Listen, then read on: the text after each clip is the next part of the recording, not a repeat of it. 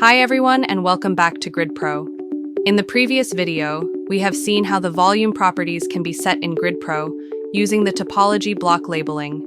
If you haven't seen that video yet, you can check it using the I buttons visible at the top.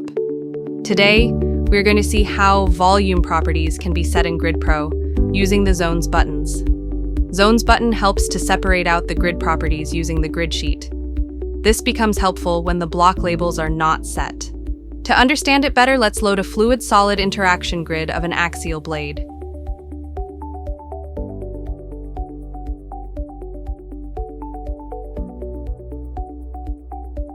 As can be seen after evaluating the quality matrices, the grid has good quality parameters with an average cell skewness of 0.32 and the max cell skewness of 0.78.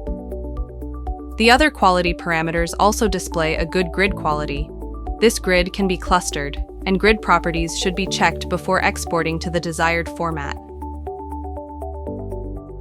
Switching to the Properties panel shows the single volume property for the solid and the fluid region of the grid. If we were to use this grid directly for simulation, we wouldn't be able to distinguish between the fluid and solid regions when defining material properties or solver settings. Zones button can be used in such scenarios to set the volume properties in the grid. The button can be accessed from the Edit section of the Grid panel. Before clicking on the Zones button, ensure that the right grid sheets are visible in the grid, as the Zones button works by separating out the 3D properties for the enclosed volumes in the grid. Click on the Faces, internal button to make visible all the internal grid sheets. Now, we will delete the other grid sheet by retaining only those which create enclosed volumes for the solid and the fluid region of the grid.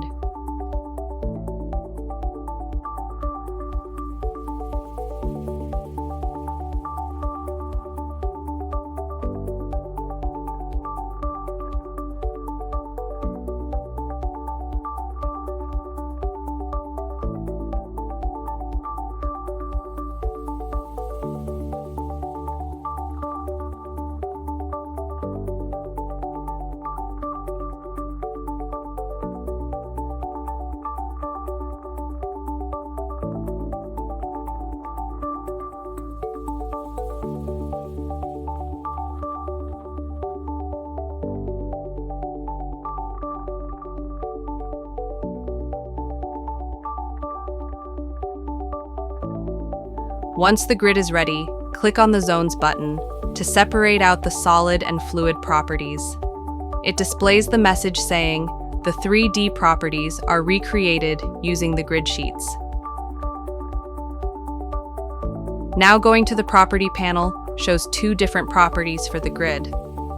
Toggling through the properties shows the different volume properties are generated for the solid and the fluid region of the grid.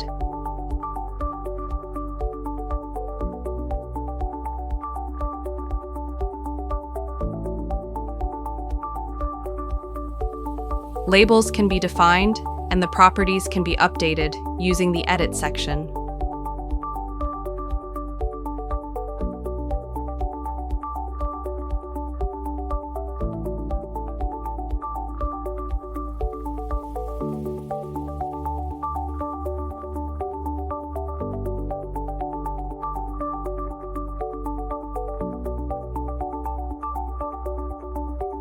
Now our grid is ready to be exported to the desired solver format after clustering.